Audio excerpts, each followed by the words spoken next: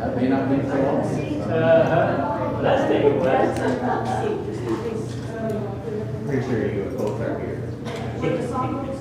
I don't know. I'm pretty sure you didn't like here, like certain other individuals in the family.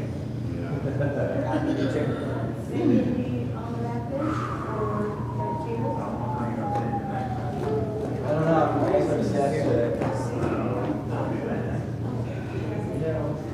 I feel as though today is actually kind of a normal feeling day in here. Not too hot, not too cold. It's just right. That's right. It's Goldilocks time. Like my humor. Hi, young kids, how you doing? Agree with this. It's totally true, though. No.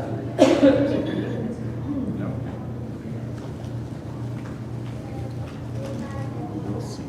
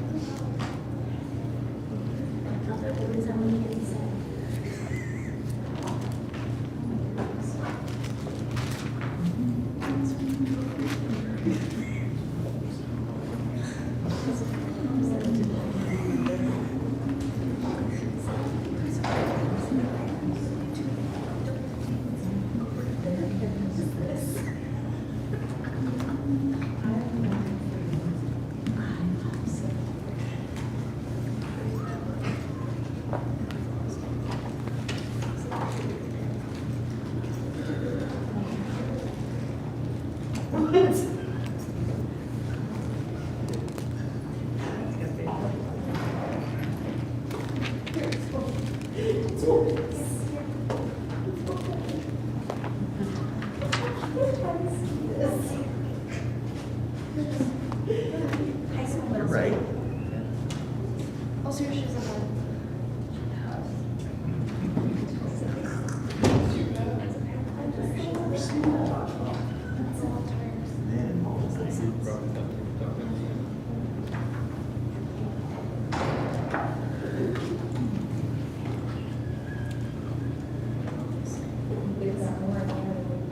I know, we trade places with,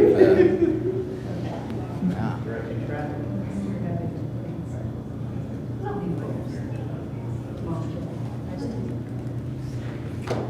Is this all we're expecting, or do we know? You're still searching for parking spots.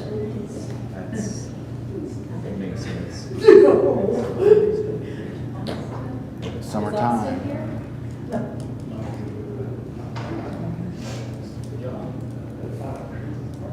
I know, that's why I said to lose your parking spot. Well, we are in 2 Kings.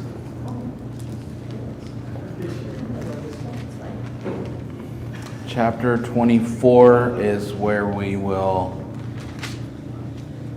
do kind of a lead into chapter 24 here. So, you guys catch me up on what happened in chapter 23. Josiah was king. Josiah was king, right? He was a good guy. Good Did a king. lot of wonderful things in abolishing all the things that Manasseh and especially Manasseh had done.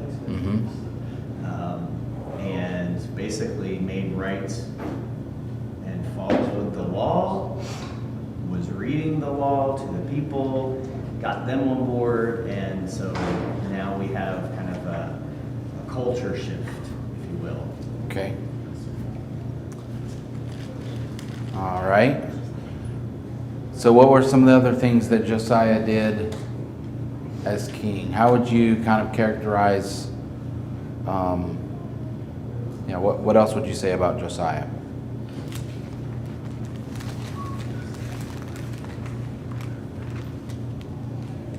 Led the people into a covenant, a new covenant with God. Good, good. Right?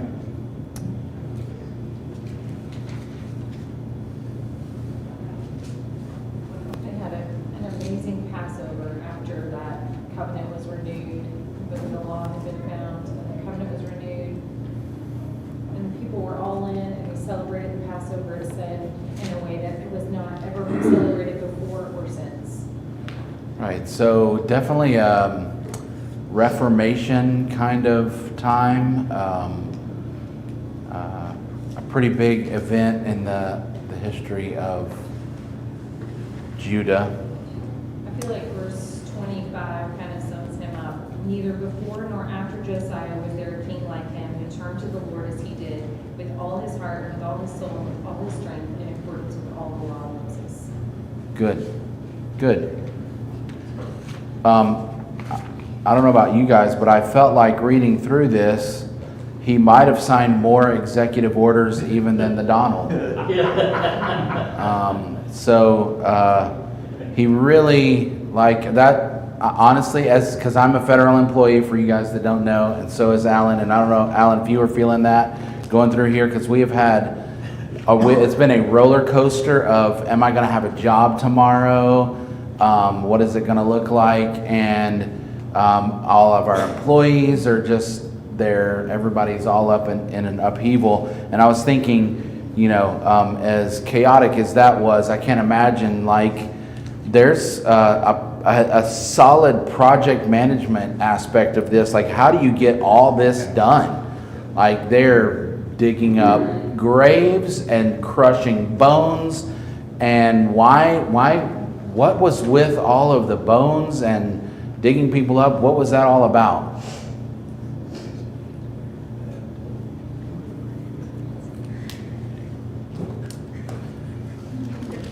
What was the reason for that?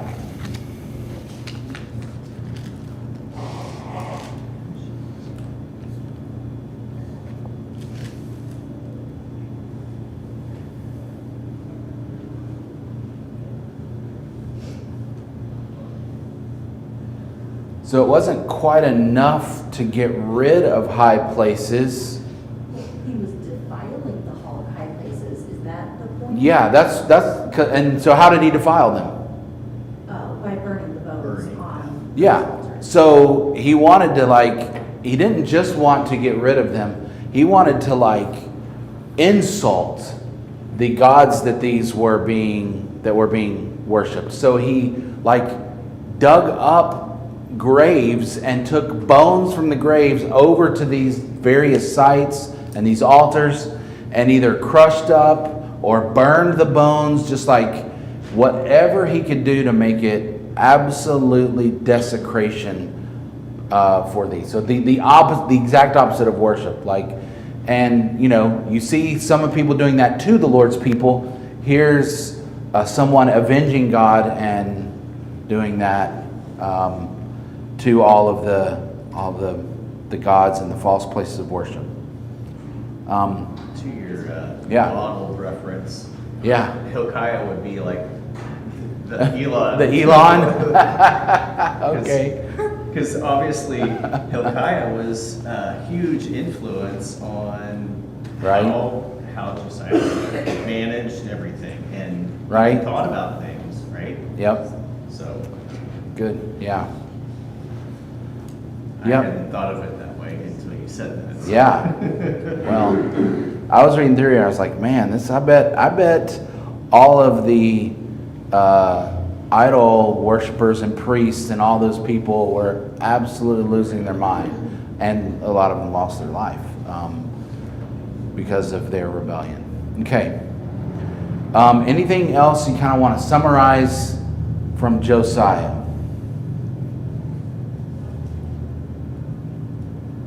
So then, was that enough? Was that enough repentance for God to relent from his judgment? No. Why not? Like, I thought God was forgiving. Have you ever wrestled with that? In this, like, it seems like Josiah is, I mean, it doesn't seem like, it says there's nobody like Josiah.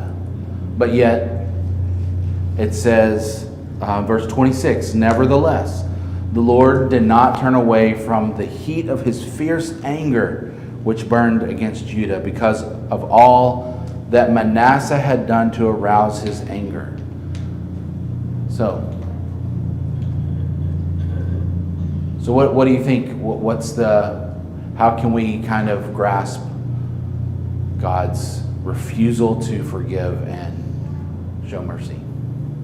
We talked on Sunday a little bit that they still had to suffer the consequences of their actions. Okay? And Yeah. this is a direct consequence. I mean, okay, you're straightening up now, that's great, but you still have consequences coming to you because of your actions before. Just because I forgive you for those actions doesn't mean I'm going to take away the consequence. Right. At least that's the way that Yeah. I think that's a really good point to make, is that all actions have consequences, and you could easily say, you know what, this was going to be a consequence no matter what happened, right, Micah? Well, it just makes me think of that National Treasure quote.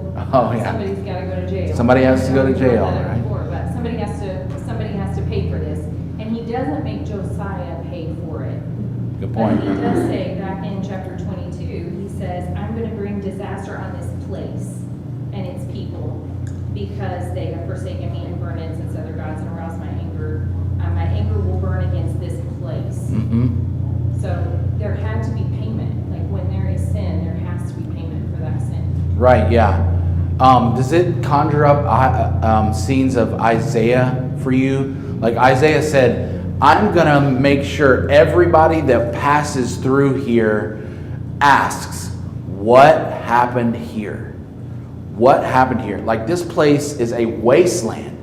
Thorns and thistles are growing up, right? And there's just wild beasts are inhabiting the houses and the buildings here. And kind of just that, like, God wants to make a point, right? The consequences and the point that God wants to make, that this is not acceptable, right? Okay. Any other thoughts? He does make a comparison to what he's already done with Israel also. Right. And so, this is just, I guess they weren't as bad as a whole. They hadn't got into the pit as bad in the past until they got to Manasseh's time period that really just burned his anger toward them, right? And Yeah. he said, okay, enough is enough. Yes. Yep. One other thing that kind of stood out to me is this idea that it was Manasseh, like he says, because of all that Manasseh had done to arouse his anger. And so you look back and like all of the child sacrifices, burning children at the altar. It says that that Manasseh filled the city of Jerusalem with blood. And it reminded me of a clip that I saw, this guy relating abortion to the sacrifice, the sacrament of Jesus, right?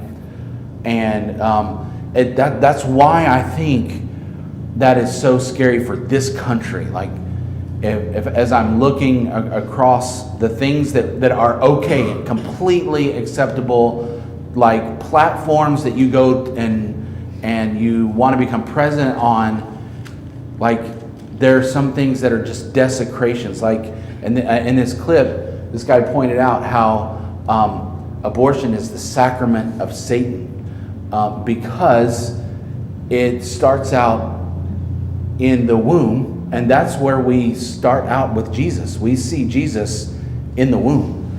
Not only that, but usually the reason for abortion is my body. This is my body, my choice, right?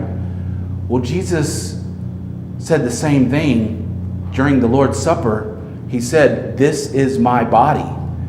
Only it's the exact opposite intention. Like, this is my body, I want it. And so Satan just kind of twists it and says, and uses it as an argument for this terrible thing that would fill the city with blood if we really thought about it, right? It's just interesting that's one of the things, these child sacrifices that seem to particularly arouse God's anger. And why not? Because it is a perversion of the holy sacrifice that He is going to give, right? It is this perversion of that, of the holiness of the sacrifice He's going to make. Alan? Not to add to that, but one thing that we didn't talk about that we can bring back to is 1 Kings chapter 13, where Jeroboam had been in place at the time, and there was a foretelling of what was going to come, and Josiah by name is mentioned, that he's going to be the one that's going to bring all of this about, of taking care of all the altars and taking care of all the high places and all of that. So this is the fulfillment of that prophecy. Right, good. Okay, so going into chapter 24, let's quickly hit Jehoahaz. So Josiah's king, while he was king, Pharaoh Necho, king of Egypt, went up to the Euphrates to help the king of Assyria. Josiah marched out to meet him in battle, but Pharaoh Necho faced him and killed him at Megiddo. And so Jehoahaz is 23 when he becomes king. What characterizes his reign? How would you describe it?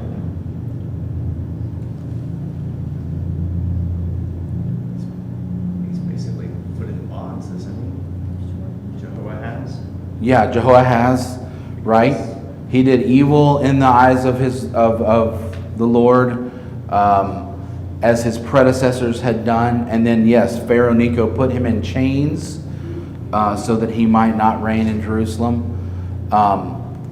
And then imposed on Judah a levy of, this heavy tax of 100 talents and of silver and a talent of gold.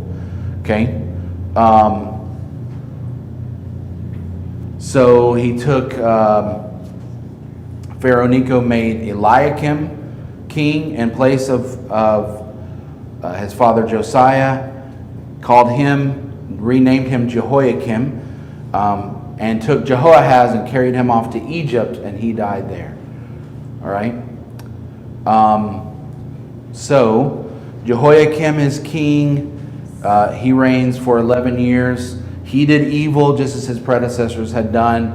So we're going to pick up in chapter 24, and we'll go from there. So starting in chapter 24, during Jehoiakim's reign, what happens?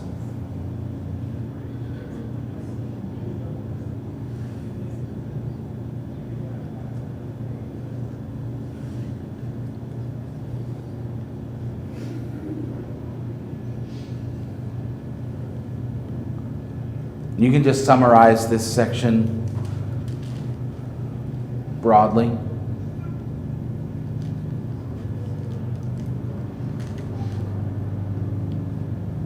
You asked to summarize what?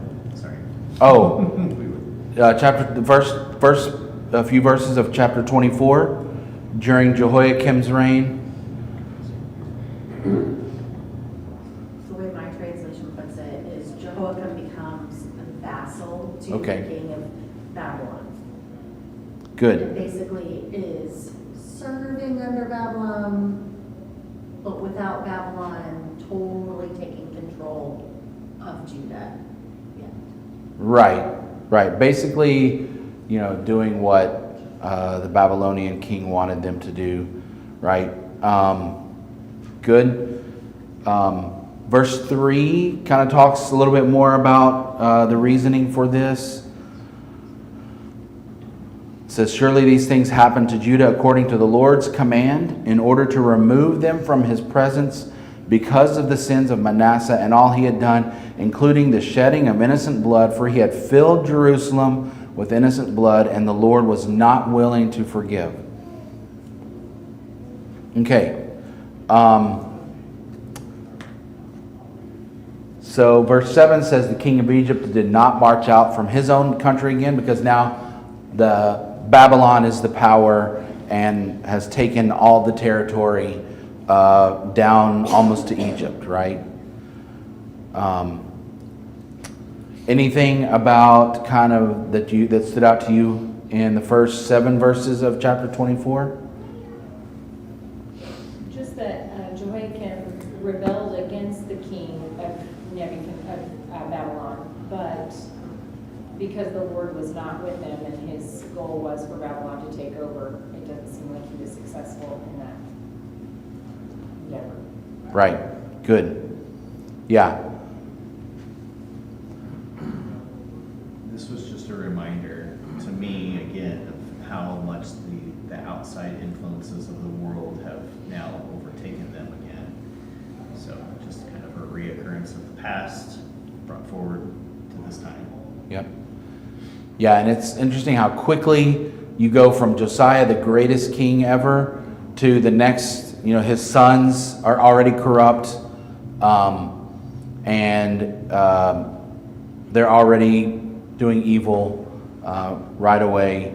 So that's interesting that you have such quick of a turnaround there too. Anything else from the first 7 verses of chapter 24?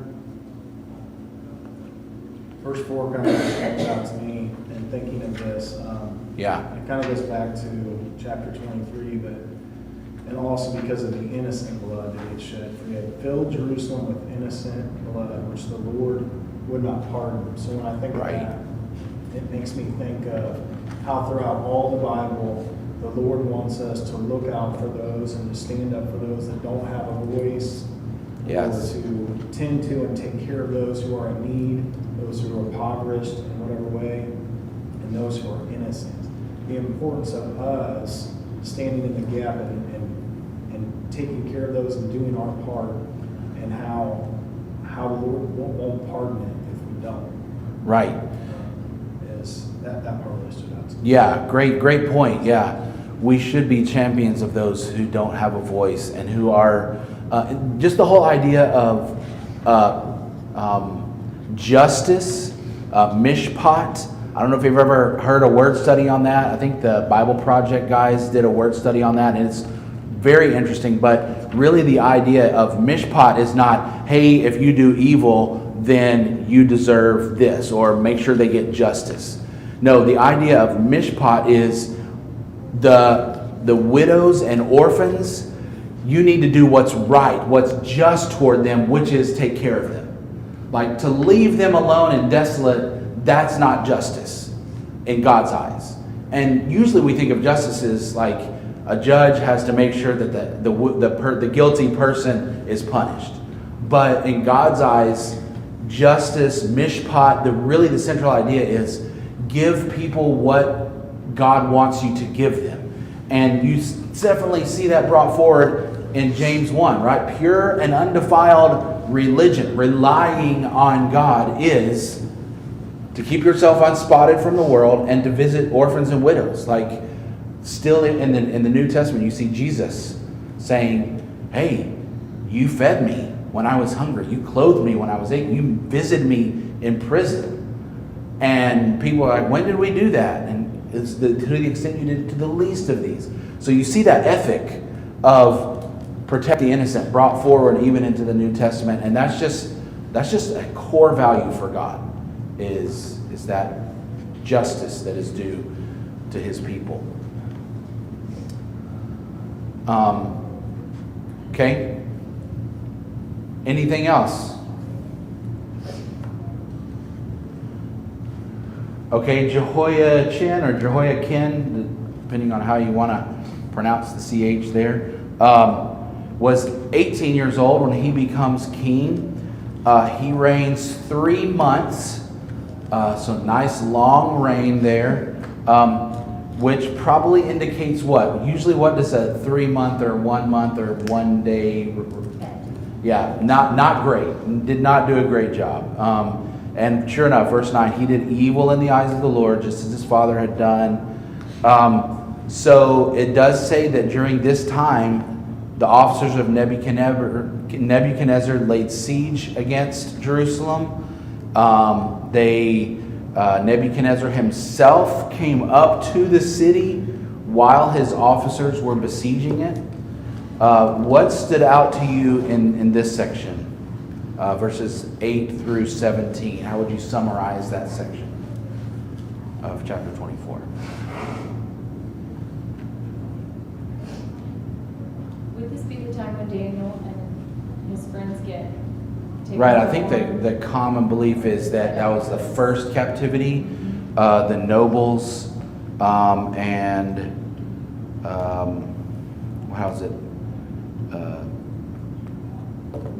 The officers and the fighting men, his attendants, his nobles, and his officials surrendered, yeah.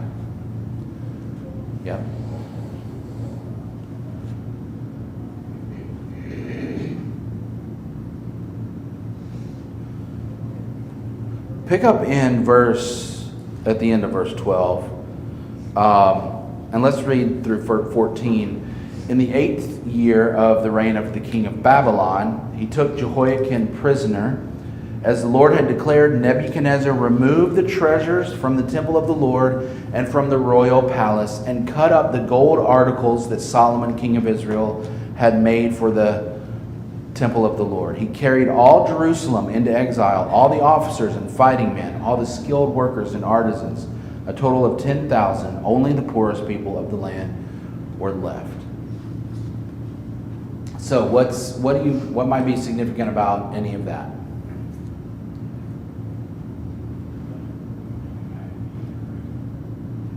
I thought it was interesting that there was a remnant that was left. Okay, yeah, so there is a remnant, and who is it? It was the poorest people, The typically poorest. the ones that were taking care of the vineyards, the farmers, basically. Yeah, yeah. The All that lowest. gold that Solomon has amassed is finding its way out. Yeah, it's interesting. So this is the denouement of the kings here, right? This is the last. It's being totally taken apart. So we talked about in Deuteronomy 17. There are some things that kings are supposed to do. One of them is you should not amass for yourself silver and gold. And so then it doesn't really speak negatively of Solomon's silver and gold. But if you compare it to Deuteronomy 17, it really seems like, man, Solomon really has a lot of silver and gold for Moses to have said, hey, don't amass silver and gold for yourself.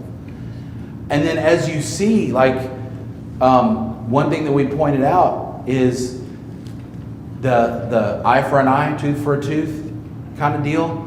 Like here, it's interesting that it mentions Solomon. Like it's trying to get us to remember, hey, you remember Solomon and all the gold and silver and everything?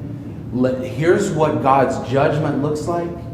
I'm stripping all of that away. So the splendor that spun up in Israel is now completely stripped away.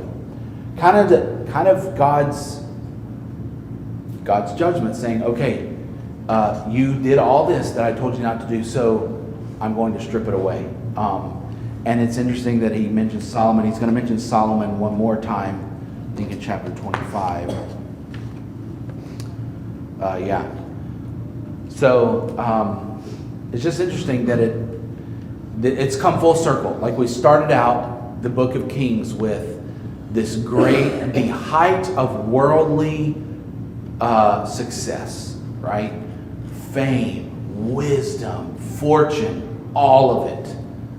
And it wasn't godliness. It wasn't holiness. It's not what makes you right in God's eyes, right? So that stood out to me at least.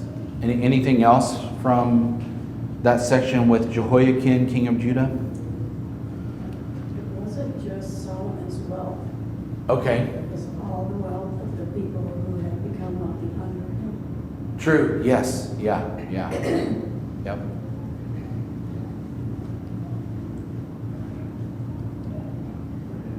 Yeah, and I don't want to paint wealth is not the problem. It's the heart. It's the human heart that's the problem, right?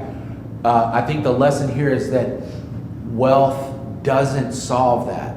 Wisdom doesn't solve that. Wealth and wisdom are not the metrics for godliness. You can be off the charts with wisdom and wealth and fame and not have godliness, right? So just kind of that, and especially when God says, don't amass for yourself a lot of gold, right?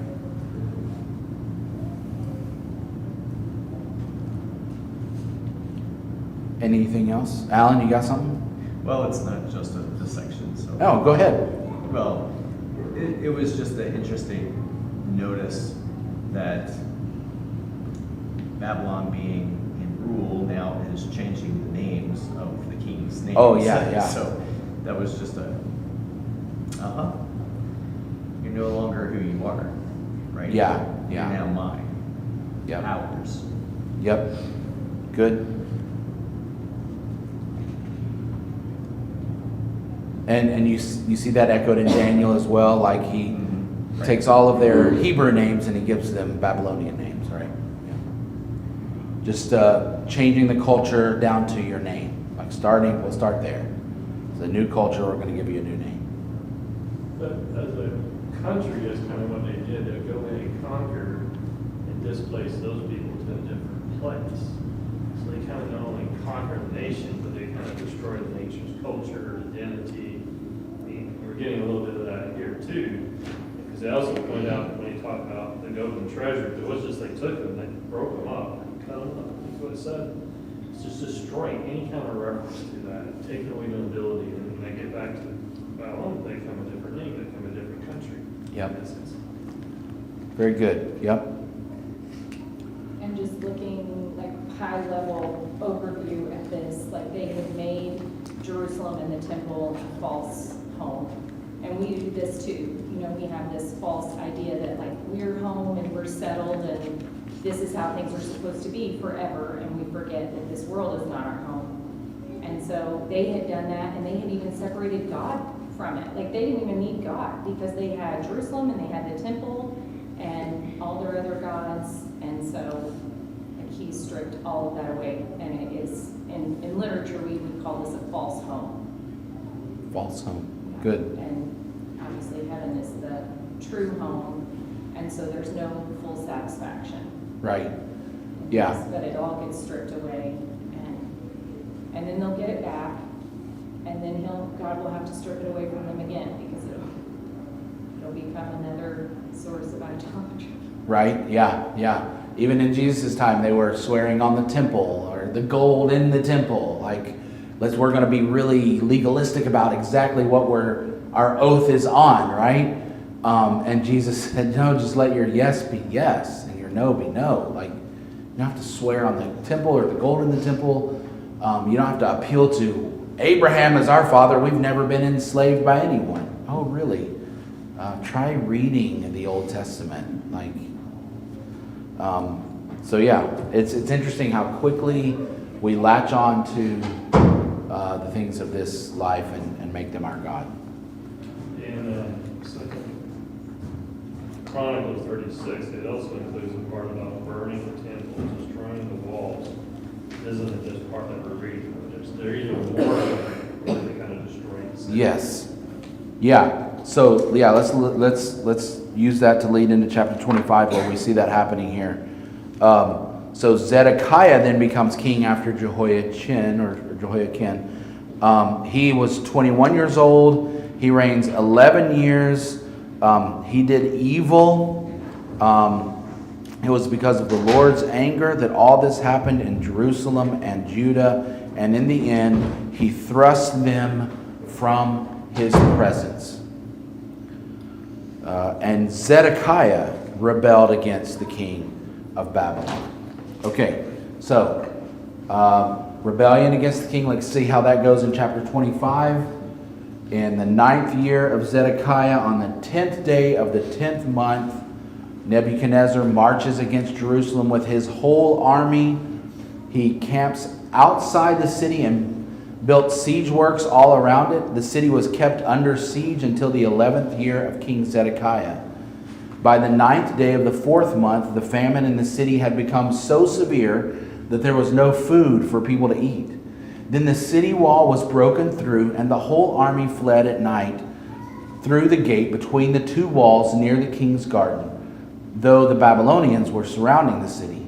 They fled toward the Arabah, but the Babylonian army pursued the king and overtook him in the plains of Jericho. All his soldiers were separated from him and scattered, and he was captured. He was taken to the king of Babylon at Riblah, where sentence was pronounced on him. They killed the sons of Zedekiah before his eyes. Then they put out his eyes, bound him with bronze shackles, and took him to Babylon. On the 7th day of the 5th month, in the 19th year of Nebuchadnezzar, king of Babylon, Nebuzaradan, commander of the imperial guard, an official of the king of Babylon, came to Jerusalem. He set fire to the temple of the Lord, the royal palace, and all the houses of Jerusalem. Every important building he burned down. The whole Babylonian army, under the commander of the imperial guard, broke down the walls around Jerusalem. Nebuzaradan, the commander of the guard, carried into exile the people who remained in the city, along with the rest of the populace and those who had deserted to the king of Babylon. But the commander left behind some of the poorest people of the land to work the vineyards and fields. The Babylonians broke up the bronze pillars, the movable stands, and the bronze sea that were at the temple of the Lord. They carried away the bronze to Babylon. They also took away the pots, shovels, wick trimmers, dishes, and all the bronze articles used in the temple service. The commander of the imperial guard took away the censers and the sprinkling bowls, all that were made of pure gold or silver. The bronze from the two pillars, the sea, and the movable stands, which Solomon had made for the temple of the Lord, was more than could be weighed. Each pillar was 18 cubits high. The bronze capital on top of one pillar was 3 cubits high and was decorated with a network and pomegranates of bronze all around. The other pillar with its network was similar. The commander of the guard took as prisoners Sariah, the chief priest, Zephaniah, the priest next in rank, and the 3 doorkeepers. Of those still in the city, he took the officer in charge of the fighting men and the 5 royal advisors. He also took the secretary, who was chief officer in charge of conscripting the people of the land, and 60 of the conscripts who were found in the city. Nebuzaradan, the commander, took them all and brought them to the king of Babylon at Riblah. There at Riblah, in the land of Hamath, the king had them executed. So Judah went into captivity away from her land. Okay, what stood out to you? Well, first, how would you summarize that section in a couple sentences?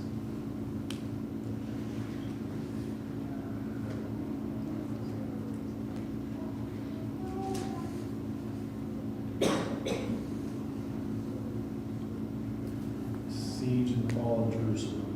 Good. The siege and fall of Jerusalem. Give me some qualities of it. What kind of siege? How did it fall? What did it look like? Mike? I don't know if I have an answer to that question, but Okay. this is basically just trying to erase all history, all of any kind of memory of what was there before. Good. Erasing it, leveling it. Good. What else?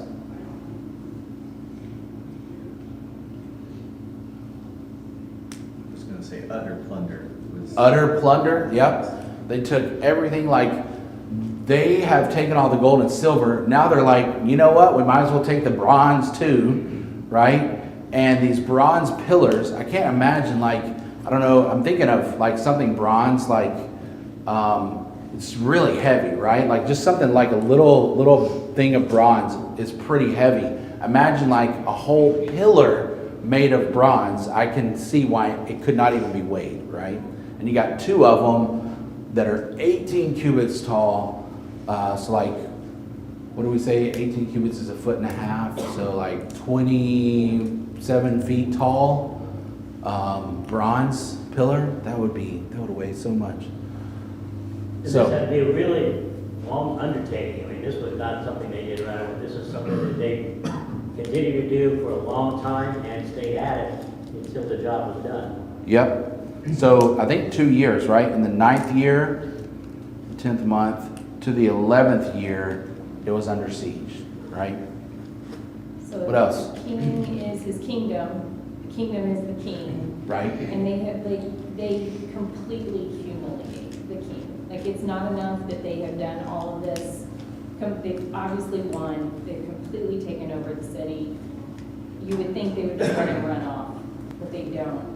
They capture him, they make him watch as they kill all of his sons, and then pluck out his eyes. So that's the last thing he sees, right? It is just horrible. Right. Yeah. Insult to injury, right? And They- there's some King Lear references here. King Lear, right? For my Shakespeare fans. Yeah. I won't ask how many there are in the audience. Just preserve your pride there. Good. All right. I mean, it looked like they're burning everything. Everything's just burnt to a crisp. They burned down every important building, right? What else? Anything else that stood out to you? Once again, those who have value in their eyes are deported, and the poorest are left behind. Right. Yeah. Yeah. We're just going to leave the blue collar workers. That's all we're leaving. Yeah. Good.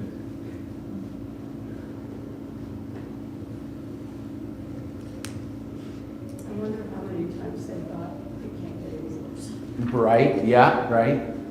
Yeah. Can't get worse than this, and then it does. Yep. Exactly. I was struck about the focus on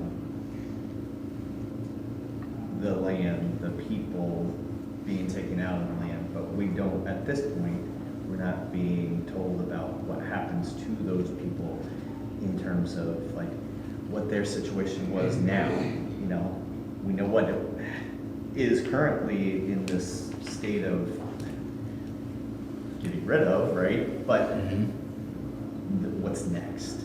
Right. Was what kept on going through my mind. What's next? You know, Yep. kind of brings you to that cliffhanger, if you will, or part 2. You know. Yeah. Yep. For sure. Yeah. And you might even say that the vision that God chose Daniel might even be worse. The abomination of desolation. When you read about that, that's just even just heaping upon. But anything else from this section? Who all was taken prisoner there, starting in verse 18?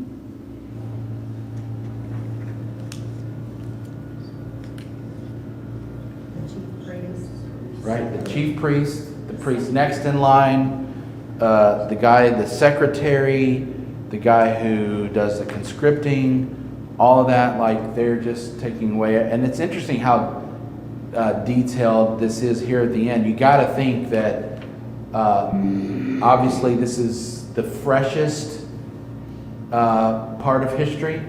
And I mean, they're itemizing like the wicks and the trimmers, the shovels, the pots, everything. Like you're getting to where like maybe some of this was many years back, but whoever's writing this, I think you get the feeling that they watched some of this walk out or be carried out of the temple. And Brad, then they said at the bottom, it's 60 other citizens, just as a postscript to it, you know. Yeah. They put that in there. Yep. Goes to your point in the detail about the whole thing. Yeah. You really get the feeling that whoever is recording this really remembers this part of it.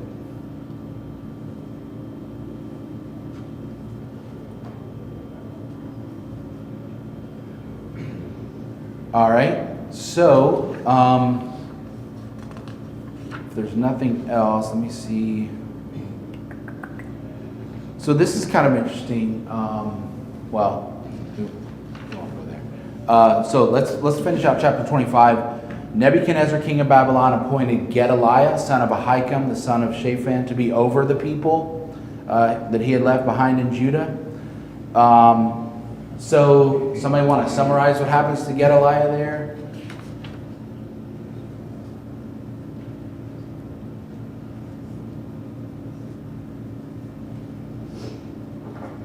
Basically, he's telling the people that are left, don't be afraid. Yep. These folks, just don't. You can be you can have confidence in me. Yeah. I'm not gonna let anything happen to us. Good. And then what? How well did that work? He gets executed.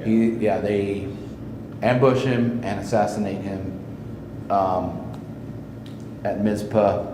At this, verse 26, all the people from the least to the greatest, together with the army officers, fled to Egypt for fear of the Babylonians. I think it's either Isaiah or Jeremiah, maybe Jeremiah, that he tells them, okay, at this point, you need to do what the Babylonians tell you, right? Don't flee to Egypt. Just listen and do what the Babylonians tell you.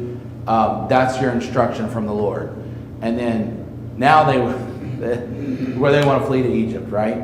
So they flee to Egypt, and in the 37th year of the exile of Jehoiakim, king of Judah, it says that a little bit of mercy is shown to him. He's released, given a seat of honor, and puts aside his prison clothes and eats at the king's table. So,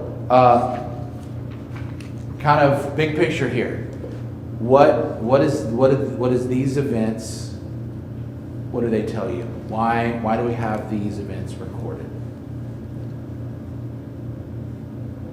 The subjugation of Judah was total. Okay, good. Yeah.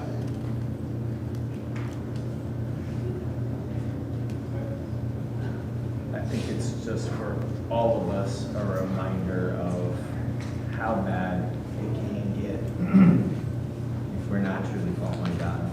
Right, yeah, right. For sure, there's this warning of what the judgment of God looks like, right? It's just like a rock bottom feeling for, you've seen it now for Israel, and now you're seeing it for Judah. Yeah. And again, contrasting that with the beginning of the book, with the glory of the nation and Solomon, and now the end of the book, where that led them, right? What ended up there. So, yeah, I think just reminders to not trust in any of those things, but a picture of how God deals with disobedience. Good discussion? Yeah. Along with that, just the consequences of forsaking the covenant. Yeah. So, we apply that to ourselves. As Christians, we have chosen to enter into this covenant with God, to be his child, to walk with him, to let him lead us. And when we forsake that, it'll be consequence after consequence after consequence, and it will reach every generation after us. Yeah. Yeah, and that word covenant, the idea there, a lot of relationships, a lot of things we do are consumer relationships. They're not like we just switched from Verizon to AT&T, right? Because we were a consumer relationship. We weren't in a covenant with them. If the first chance that we had a lower price and better service, they'd give us new phones, something, anything, a better offer, we're going to take it, right? That's a consumer relationship. But a covenant relationship, it says, you know what? I am going to I'm going to be faithful in this. I'm not going to choose this just because this is the best offer. Yeah. I don't want to make it this, maybe it's nothing, but Yeah. it's interesting that the story ends by telling us that Jehoiachin eats at the king's table. Oh, wow, yeah. The way our story will hopefully end to eating at the king's table. Right, yeah. Very good, yeah. I haven't thought all the way through that, but it did strike me when I read through it. Wow, all of this devastation and destruction, and then he's eating. This glimmer of hope of a king, of someone who is shown mercy and eats at the king's table. Yeah, really good. All right, thanks.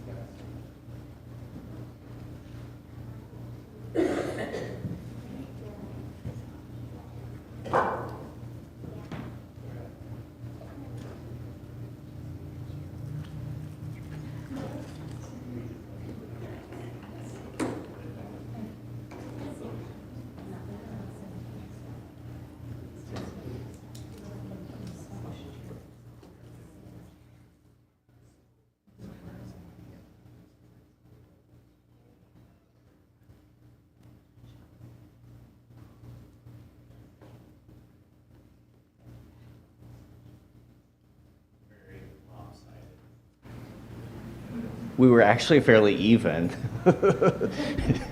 before this, right? Which wasn't saying much because there were many of us, but so we've been going through the I Am series in our theme for the year, and we just kind of got a glimpse of that recently, and we'll be getting another glimpse of that. And it's been making me think of where in the Bible early on that it's been saying that. And it's kind of interesting how things align with that thought process and kind of summing up what the adults have been studying in the Kings. Turn to Exodus 20.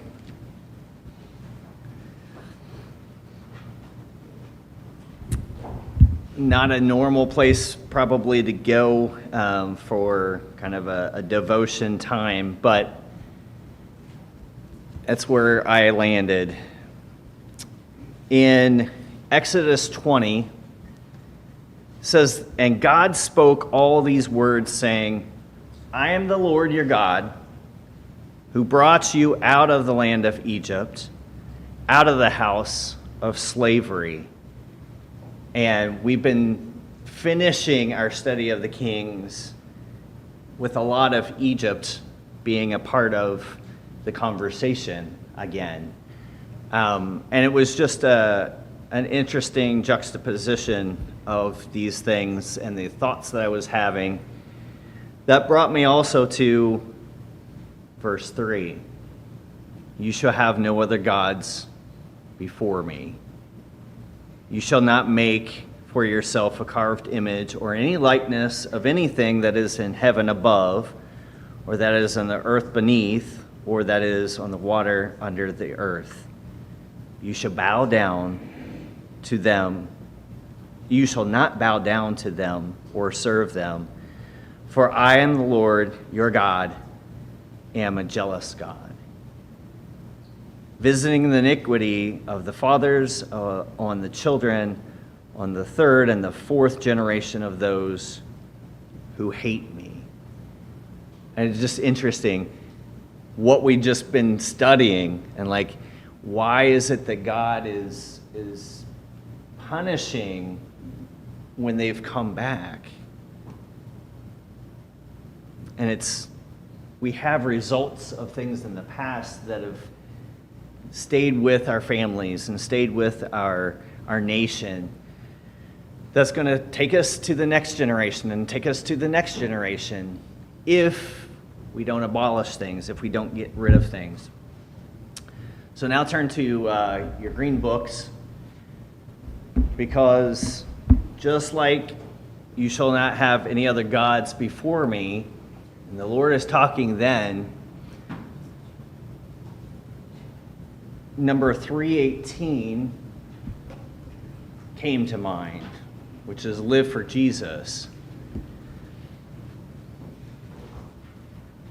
And it starts out saying, his disciple ever be, render not to any other what alone the Lord should be. And again, that connection that we have to the old, to the past, to the things that God put in place for his people all the way back in the time of Moses, and bringing it forward. And here's Christ. And we're supposed to be following for him and live for him. Whatever the struggle may have been this week, this month, this year, you need to live for him. And sometimes we just need that constant reminder. And it's good to go back to the beginning. And it's good for us to look at times of old to remind us where we are today and where we need to be. So, if you have any need of any sort, spiritual-wise, let us know. If we can pray for you, if we can help you with study, if we can baptize you into Christ, whatever your need may be, let's go ahead and stand. We'll sing Live for Jesus. Live for Jesus, oh my brother, his disciple ever be. Render not to any other what alone the Lord should be. Live for Jesus, live for Jesus. His name alone thou hast to give.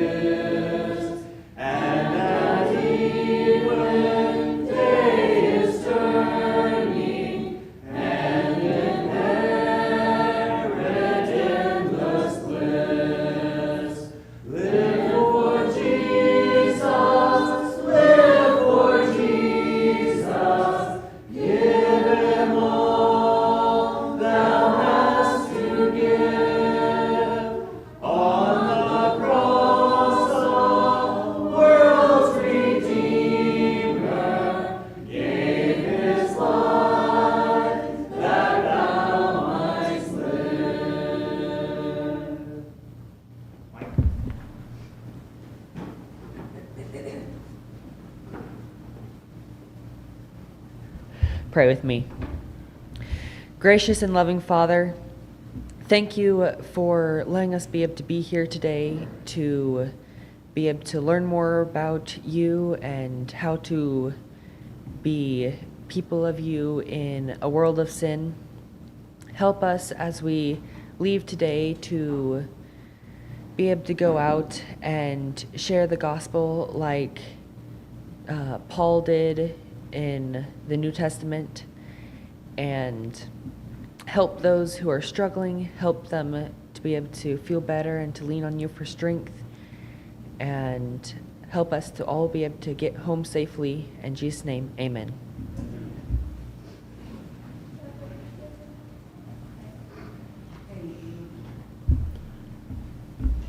Good to see everybody out this evening. We've got some visitors and what I consider friends, so we're happy to have you tonight. I'm glad you guys are here.